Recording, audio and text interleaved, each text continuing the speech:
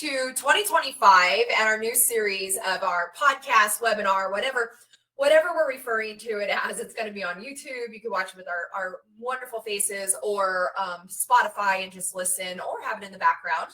But I'm really excited for this year. It's very intentional. It's going to lead you on a journey. It's going to give you it's going to give you advice, but also takeaways and what's the word I'm trying to say? We want to give you solutions for the things we're talking about. So for the next 12 episodes, we're really hoping that we can help you grow and scale your business. And for the very first episode, which is Stuck in the Suck, Why Scaling Feels So Hard, we have joining me today my really good friend, Sean Duncan of SMD Consulting and Advisory, or Consulting. Accounting. It's okay. Accounting is secondary. It's about the consulting. There we go. Consulting and accounting. So I've known Sean since 2017. We met when I was so young. That was 37, and I felt like a baby.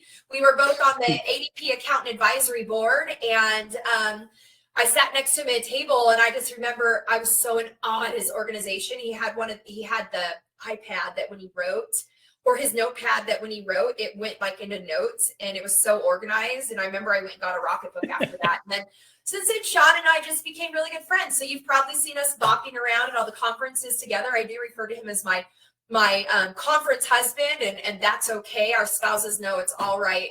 We consider us long married spouses to our public, and then we go to our own rooms at night. So just to make that very clear to anybody I don't know that everybody needed to know all that information. We're really careful on what I say there. We're best buds. That's really what it is. So Sean, why don't you tell us a little bit about you and what you do? Sure.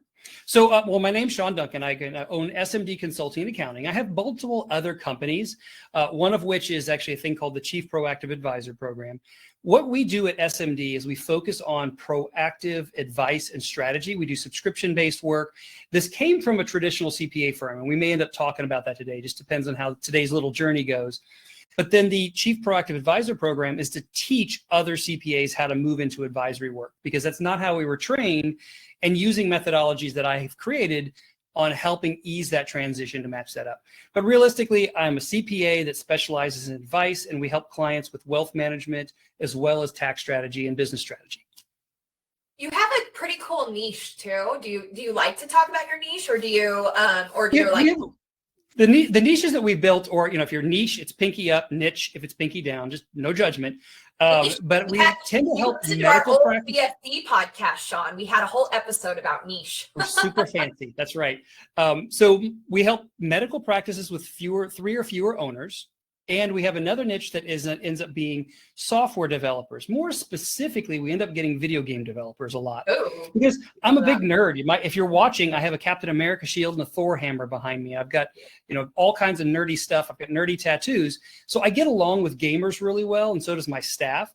So why not just work with people you like working with? I like working with physicians. And so we've niched down into who we want to help. And this is, again, part of, we're going to talk about why scaling is so hard, is understanding what it is you're trying to build as a firm and the mistakes we've made along the way to get to that. So it's really about proactive, subscription-based, fixed fee advisory for successful business owners, but it ends up being a lot of times software developers and doctors.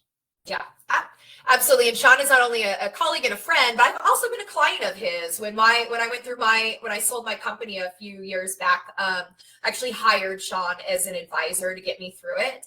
And what he told me in the very beginning, and I always tell him, you gave me advice, and whether or not you think I listened to it, I did. But one of the first things he said to me, which was the most absolutely true thing, was just plan on whatever money you get as a down payment in the beginning, is that's all you're going to get, and make sure you're okay with that. And I was like, no, that'll never happen. And I was like, oh, wow, he's right. So, and another thing Sean says that I love, that I copy all the time and try to always give him credit, is I'm unemployable. So that is why Sean and I actually started his proactive, or his, oh my goodness, proactive advisor. Yes.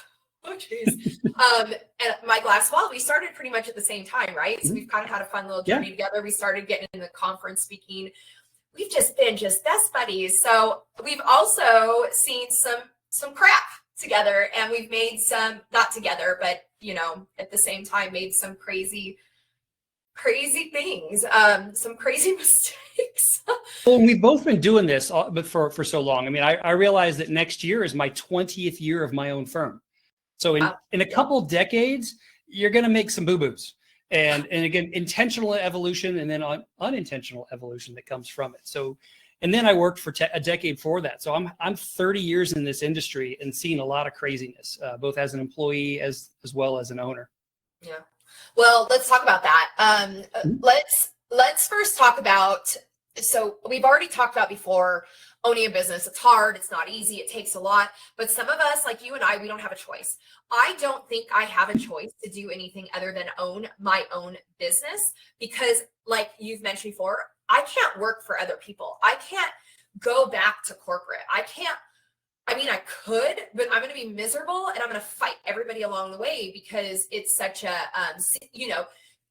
promotions or everything are based on seniority, not always merit. And, nepotism is a huge thing, and favoritism. And I can't handle that. So I have to work for myself. So I have no choice, Sean. This has to work. My businesses have to work, but it's hard. What do we do when we just are, it's the beginning of the year, we have accounting and advisory firms. This is when we drown, right? Because this is when our clients decide, we haven't listened to anything you've said to us the last 4 months because we didn't care. We wanted to buy Christmas trees. Now, oh crap, everything's due. What was I supposed to do? What do I do? And they're all asking us at the same time. And then of course, everybody else that you talked to last year that they need to come on and do stuff now called you. Oh, hey, by the way, I need to onboard right now. And I need you to process 80 1099s for me. And no, I've never collected a W-9. So what do we do when we're at this position and we're just we're just getting nowhere? Well, and if it kind of to the point of the title is why scaling feels so hard, is it's so easy to get pulled into that. I mean, I know that I've done it. I know that you've done it in nearly every other firm. You just get stuck working in the business. You get pulled into it. It's like, oh, I'll deal with that growth plan. I'll deal with the hiring. I'll deal with the new tech later because I've got to deal with these clients.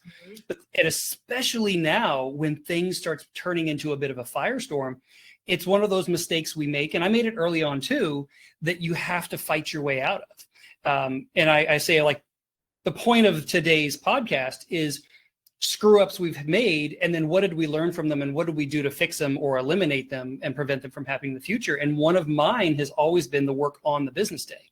I intentionally, and I'll explain that in more detail. I think you have a trademark on that, sir. I do. I may have a trademark on that, but it's intentionally making time to be aware of where you're going and what you're doing so that you stay on path with the scaling and growth. Because if you're a tax firm, January 15th to April 15th, and then again, August 15th to October 15th, and then somewhere in there, you're taking vacation. So that's almost 6 months of the year shot that you have accepted. I'm just going to maintain status quo and survive. But see, if you just do that, you just end up in this death cycle, because now you've really created a limited amount of time to actually move yourself forward. But if you continually take time to be a business owner and work on the business, I recommend quarterly. You have a meeting with yourself and you plan and strategize, even if it's tax season. I do it monthly, but intentionally move forward. Because in those first few years of my business, I mean, let's just get by. Let's just do the work. Let's just do the work. And I realized I just stayed there. I grew. I made more money, but it was just a slog. It was just more hours for more money, and that just didn't work out. I needed to be better. I had to be intentional about that growth and planning. So when you find you're stuck in this moment, pause, breathe. You do the opposite of what you think you should do. You don't dive in and do the work. You step out for a moment to figure out, how can I not have to do this work the same way? And that's not intuitive. You're moving away from the thing that you should be doing, but it really makes a difference on being a successful, growing company. Yeah, I completely agree. And it's so hard because one thing you and I always talk about is people, right? So as a business owner, you can't grow without people, or So we've been always taught is you have to have people. And of course, what we're learning now, or where we're at in day and age, is tech. And then outsourcing is an amazing option, but outsourcing can also sink you, right? If you get the bad outsourcing, or if you don't manage outsourcing right. So as an owner, you make the decision to bring people on, and you let go with your cold, dead grip, and you give the work to them. And then you're sitting back going, great, now I can do my own thing. And then you're just waiting for the other shoe to drop of that thing to not be done and for you to have to do it. Well, you get burned once, you're going to have PTSD. I mean, I've worked with a number of firms that they have one bad employee and they say, never again, I'm not going to do it ever again. Well, congratulations. Now you have a job. You don't have a company, you have a job. And you have a business owner, you have a boss that also knows always when you're screwing around because you're always you. Yeah. And you've got to fight through the PTSD. Look, I have been burned to some of the worst degrees. I've got stories upon stories upon stories of what's been going on in the last couple decades of employees, because you're not going to hit on every single one. But if I didn't just pick myself back up after a really crappy situation and go find what went wrong and what's the type of person I have, I wouldn't have the team I have today. We hire differently because of lessons I learned in the past. And we can go into more details on that if you want, but we all get burned. Vendors, clients, and employees. In fact, actually, I have a little tip that I just love sharing this one. Every year on your birthday, fire someone. Fire them. Fire a client, fire an employee, like fire a vendor. Or something, or do I have to go directly to my business? Can I fire people from my life? Yeah, yes. Okay. Because there's always, think about it, there's always someone that's dragging you down. In some capacity. Am I gifting? Is that like a gift to me, or is it actually a gift to them? They're like, oh, thank God, Sharrin finally got rid of me. I don't have to deal with it anymore. Like, it's a double gift. But it clears so much space. And so it's like when you get in those moments of that bad employee that you know you should let go, or that client you should get rid of, or that vendor that's just somebody is not living up to expectations. Fire them.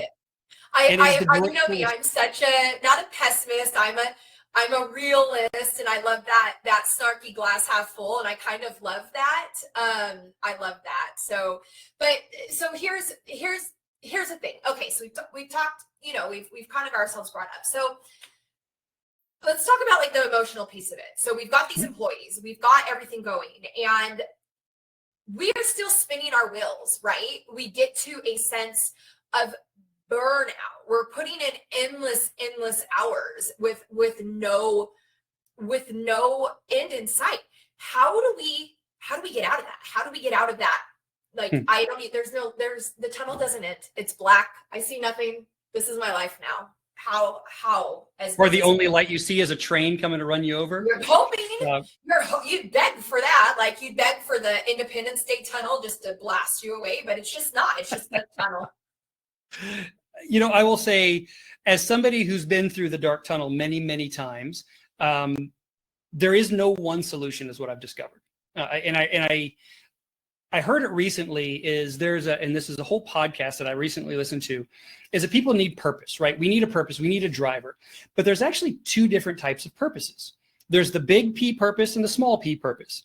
The big P purpose is this: I need to have this overarching goal on how I'm going to change the world. And it's this big thing you're moving toward. Sometimes we don't have a big P purpose. Sometimes you just want to make some money and take vacations. And there's nothing wrong with that. Sometimes you do have a big P purpose and you don't think it's big enough or it's too hard to get to. We create this weird stress because we only focus on big P purpose. Mm-hmm. But the small P purpose could be, I want to see my kids at their games. I want to help these clients with this result. I just want to have free time to go play video games. I want to, looking at these different purposes. So when you're in this mire thing of just, it's not working, stop and figure out why it's not working. Like there's always a reason. Bad clients, bad fees, bad technology. You're just tired. You're not getting enough sleep. It could be your nutrition. There's a lot of analyze why, but then tether that with some kind of purpose or multiple purposes, and they can be small P purposes. I just want to be able to go knit every afternoon because I love knitting. I like playing with cats. I like volunteering. If your small P purpose makes you fulfilled, turn it into the purpose that drives you, and then you work, it gives you motivation to fix the things that are stressing you out so that you can get to it. If you have a target that you're getting to, it tends to get easier. Now, I have sessions upon sessions I teach on different ways of creating goals and business plans and purposes and passions, but I've boiled it down to it's different every single time. And you look for the cause and you look for a direction. And hopefully it marries it up. And I will actually say this as kudos to my friends. Sometimes you just need your friends. You just need to soundboard off of your buddies and say, because it's part of the reason this podcast is what it is. We all get there. And you're not on an island. You're not the only one doing this. And so when you lean on your friends and understand your situations, one, empathize with each other, but then maybe Sharrin's done something to fix that thing that I'm struggling with, and we can help each other out. So there's a little bit of that too, is lean on your community. And if you don't have a community, go to conferences. You'll accidentally develop a community because there's so many of us out there. So that's just my high level thoughts. Absolutely. Like, I love everything that you said. I was thinking of a couple of other things, like, one, I think we were talking about this when we went to Appy Camp, and keep in mind, it's all professional services, but every service industry has a conference. Conferences are great, but you can't be afraid to be vulnerable.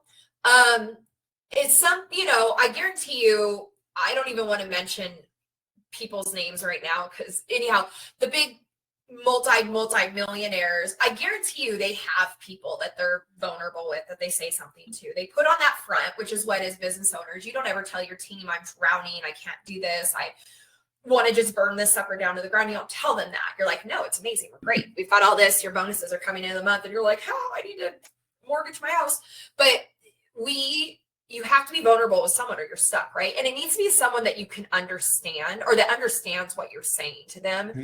Because I could talk to Travis, my husband, about it, but he's like, oh, what can I do? Or just quit. And I'm like, no, that's not a solution. I need to talk to somebody who is underwater with me. And I also feel that sometimes when you're underwater, talking to other people that are underwater kind of help you get above water, because you're like, it's not so bad. And then the second piece I wanted to bring up is, I was talking about that tunnel, right? And I think that's the problem that we have as business owners, is we set almost unachievable goals, which puts us in stuck mode, which stops us from scaling. So we need to start breaking down those goals to actually achievable goals, achievable deadlines, where they should be. And instead of looking at the 50 goals that you have, look at goal number 1. Check something off your checklist, right? Don't bring something new into your company if you can't make it work in the next 30 days. Otherwise, you just wasted money and it's just going to stress you out. Like, don't onboard something if you're not going to make it work. Like, those to me are like 2 super quick. Interesting is just this morning, I met with some of my leadership team, and we were talking about goals and things we wanted to do. And literally the whole point was, what happened last year that we should have done differently?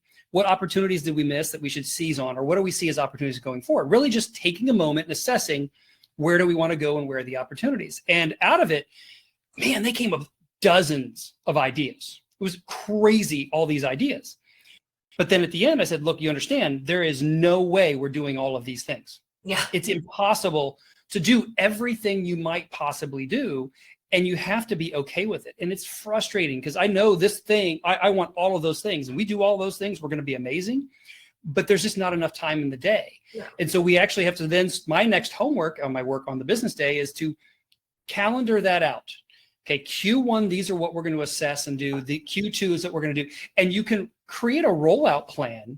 And then if life happens and new things come in, that's fine. Like I have no SEO for my marketing on my company. I'm terrible at it. My SEO is dying anyways, from what I've been told. But the thing is, if somebody finds me on Google, I know they had to dig and do research to find us. Now, I get most of my referrals from professionals and other organizations, and there's other things I do. But for 20 years, I keep saying on my to-do list, I'm supposed to do legitimate SEO for my website and all that. And I don't, because it keeps falling down on the priority list, because I got to implement this technology, I got to hire this person, I got to change a pricing model. Those are more important to better serve my clients, better serve my employees, better serve myself, and not necessarily in that order. You just continue to reprioritize, and you have to be okay with not getting it all done. And that's not easy for accountant completionists like we're trained to be. No, absolutely not. And Yeah, I mean, for example, I set up this KPI system in Rippling, which the system's really cool, but I need to learn it and actually set everything up. And I've been paying for it for over a year.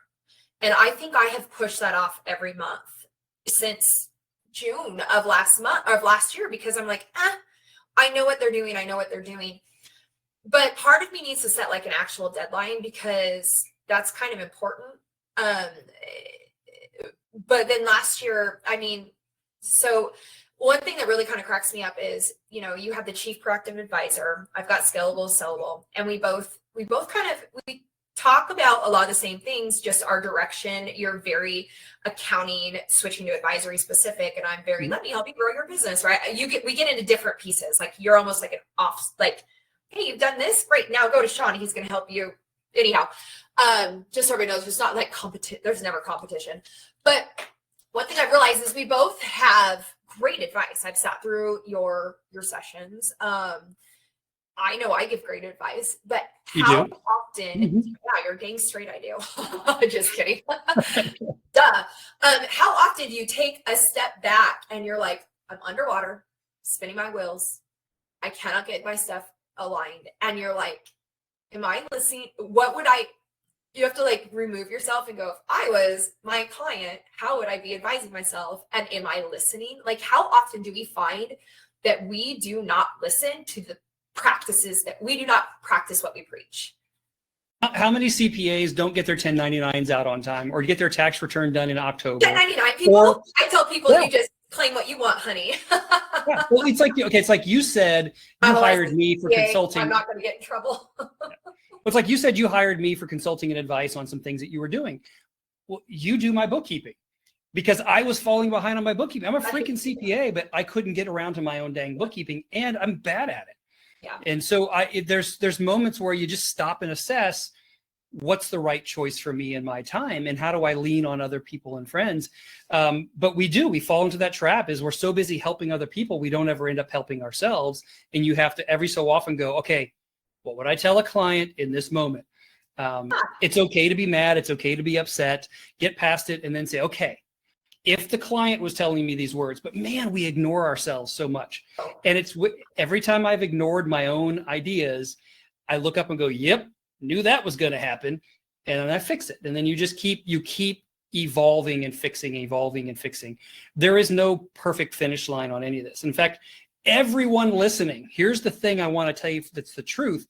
When you're listening to a speaker on stage, running their business and telling you how great things are, and they're working in this and they're teaching you, they are not perfect. They've been through their own trials. They're not telling you the full story. I'm sorry. We're all a bunch of damn liars sometimes, but we're not really lying. But what's interesting is the intimidation factors, like, oh, I'll never get there. Somebody's talking about how to do this Shopify thing with this QuickBooks. Oh, that's impossible. Look, people have done it. I was the largest tax prep firm in town and fired all of my tax returns to build a purely advisory business. And trust me, I got a lot of phone calls offering sympathy for my problems. I chose to do that, and here we are today. It's done what it's supposed to do, but nobody has it perfect. Never think that they do. What you want to do is learn from the wisdom of their screw ups, so that you can be more empowered. Because why I teach and what I do, if I can save you the 3-4 years of just chaos on wheels of me creating systems that didn't exist because nobody was doing advisory back when I made the shift, then I've helped you save yourself years of your life. That's why I teach it. Is not about, I didn't do it perfect, and I still don't do things perfect. But if I can teach you to be more efficient to get there, to save yourself hassle, that's the point. So I just have been in too many classes thinking, well, man, this person's got it all figured out. No, they don't. No, there's always an angry client, right? There's always a bad employee. Yeah, I even get up there and I'm like, so I'm talking about this, but let me tell you that I just, like this last year, for example. So anybody who kind of knows me or follows me online, I've lost a lot. I've lost my mom, and that was traumatic. My dad just passed away. Just a lot of stuff going on. I started 2 new firms after my acquisition, bought out my partners, merged the 2 firms together. So I've had chance after chance. Oh, I've had a lot of crap going on. Never an excuse when you own the business, right? So I just kind of let things run on autopilot. And then I came back in, I was like, and then I was fixing it, but not the way that I tell everybody else to fix it. I was fixing it this new way. And I'm like, why am I telling people to do this and I'm doing this? And it wasn't working, right? We're still turning clients. So finally this year, I think I was at one of the conferences and I sat back and I'm like, this isn't working. What am I doing? I'm such a hypocrite. I'm sitting here teaching these people how to do it. And I'm over here looking and going, what? I'm just going to sell my firm again. And I just thought to myself, no, dummy, sit down, consult yourself, go through your stuff. What are you not doing? And go do it. And I had to make like 5 or 6 really hard decisions. Not easy. It's not easy. It's terrible. Like makes me violently ill to let people go, to end relationships, let clients go. It's terrible. But I had to, for me and my family and my livelihood and for the team that I kept on. But I did them. I made the decisions, and then I was able to go on my 6-week sabbatical where I sit on my couch and do puzzles and read box wine. But that whole 6 weeks was just like, because I listened to myself before I went on it, and not to pat my own back, but more of anger at myself of how can you teach this and tell people and then live it opposite, do opposite? How? Like you knock it off. And I blame no one but myself. But now before I do anything, I think, can I implement this in 30 days? Then don't do it, Sharrin. Push it off. So I'm like making little notes of things that I say, or people tell me, you taught me this, and now this is what I do. I'm like, oh, then maybe I should start doing that too. So what did they say? Like, housekeeper's house is always the messiest, or, I guess the good thing is, though, is as business owners and educators, at least what we're telling people to do is working. Now what we need to work on is actually listening to what we say. And like you said, stop comparing ourselves to other people. Like, it's like comparing yourself to Instagram models. Dude, those are filters. You think educators aren't filtering? They're filtering. Well, the thing too is what is interesting is when you say you didn't do what you would tell somebody to do, a lot of times building a successful firm is not how we were trained.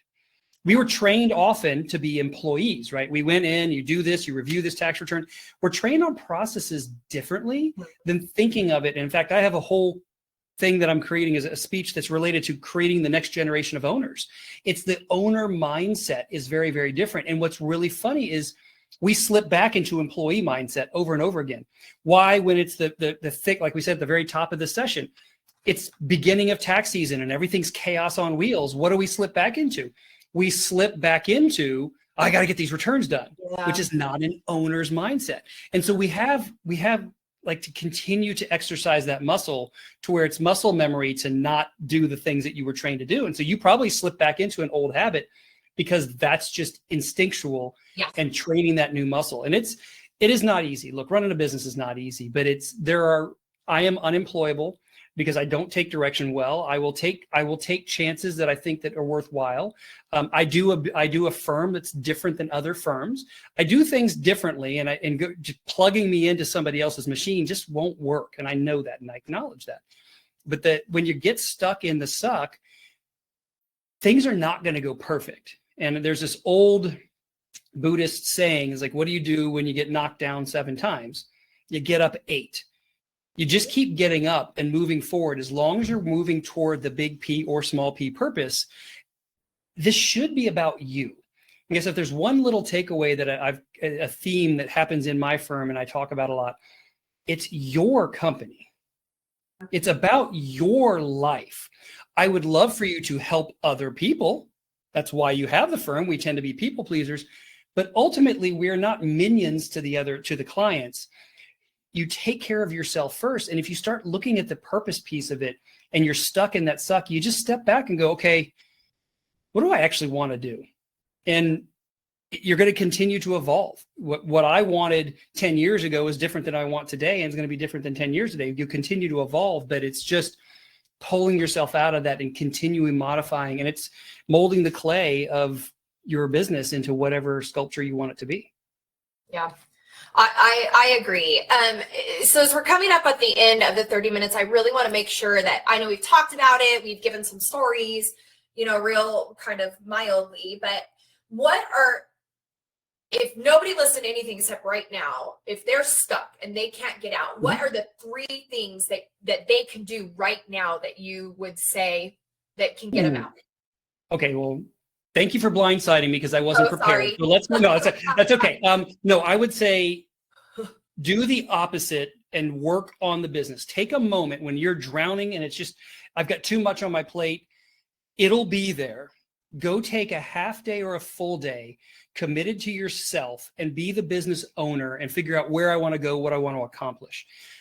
Second is I'd say lean on your friends. Talk to your peers that understand this, because if you go talk to your real estate agent friend and you're a CPA firm owner, they're not going to understand. They're going to go, well, that's what you signed up for. No, it isn't. I did not sign up for 90 hours and all the crazy grind. And then third, as I would just say, and again, this is shooting from the hip here, going back to purpose. What is it you're trying to accomplish? This is your company. What do you want your company to do? Which can tether back to that first item is, what are you thinking about? How are you planning it? Where you want to go with this? But I would say, don't forget there are resources out there. There are people, there are outsourcing. You're not on an island. That if you don't have those peers to go to, that's what these organizations, that's like why Sharrin and I coach and teach. It's why there's conferences that teach this stuff. There's webinars. There's a lot of resources that are out there. So that's shooting from the hip. I'm probably going to think of something amazing as soon as we disconnect. You can always do that, Sean. You can always do that. And sorry to throw that at you. I was just thinking about it. I like to make sure that when everybody hops on, they're not just listening to me yap, but I want to give them something. So I do have my 3 as well. And we're almost on the same line there. One is set obtainable and reachable goals. Break it down. I'm always a low-hanging fruit person. I like to do those first, but set attainable goals. The second, stop and organize. I'm very ADHD, but I can't function if I'm not organized. I've got emails coming in left and right, if I've got tasks everywhere, and then I have to stop, put them all in my project management tool so I can see what is out there and what I have. And sometimes, it's going to set me back 3 to 4 hours, but the relief and that I feel from seeing what I have, and then also maybe to identify what was important, what wasn't, because right now it just feels like a pile of work. Whereas here we're like, oh, it's only these 4 things. And so stop and organize yourself. If you're not organized and you don't know what's out there, then how do you function? I don't know how people do it. My third, phone a friend. Be vulnerable. Find somebody you can trust, find a group you can trust, find somebody who's been in the position that you've been in, or, a mentor. I don't know what you need. You could call me. I'll tell you how it is. I mean, and I'll listen to you, and I hear all the things, and it's okay. But I've also failed over and over and over and over again. And even recently, and like you said, you learn and you get back up and you go, well, you've been telling people not to do it. Now you did it. So be vulnerable. If you're going to put yourself alone on an island, you're not going to grow as fast as if you actually talk to other people and learn and absorb from them. Those are my 3 absolute takeaways. And I definitely have software ideas for that. Sean, you're always, I love chit-chatting with you. I mean, we didn't get to see each other much last year. You were doing a ton of traveling, but we were both speaking a lot of conferences together this year. So hopefully we'll see each other more. Yeah, I'm looking forward to it. Heck yeah. Awesome. Thank you for having me on. Hopefully it was helpful to everyone listening. You're always helpful. What are you talking about? Everybody should be checking out his Chief Proactive Advisor. If you're anywhere in the accounting or financial industry, he's got everything. He's got workbooks. He's got it all, and it is really good. He teaches it quite often at a lot of the conferences, and I'm sure you've got you've got stuff all over the place, right? So if they were to go to actually, and if things go right, I get the book written sometime this year or next year, so that'll give the workbooks. But that's one of those projects that I have to pace out throughout the course of the year. But always love having you on, Sean, and all of you. Next month, we do these once a month. I don't know who's going to be on yet. I need to make that decision, but we're going to be talking about what the heck are you building? Why? What are you building? And it's really going to be a deep dive into defining your why and what does success look like for you and how you can align your personal values with your business goals. So again, we're going to, everything this year is really kind of building up to growing and scaling your business. Any questions that we have in chat, I'm going to start answering them directly after the webinar podcast is over, just because I'm trying to keep them a little bit shorter. So moving forward, ask any questions you want. You'll get a response directly from me within one day after this show. So feel free to throw anything in real quick. Thank you all for watching. It'll be available again for rewatch somewhere soon. My website, YouTube, Spotify, or whatever. And Sean, thank you so much for joining today. My pleasure. I'm excited that this year is not going to be stuck or suck for you. Nope. I got a lot of cool stuff coming this year. I know. I'm super excited. All right. Have a good one. We'll talk to everybody later. You guys.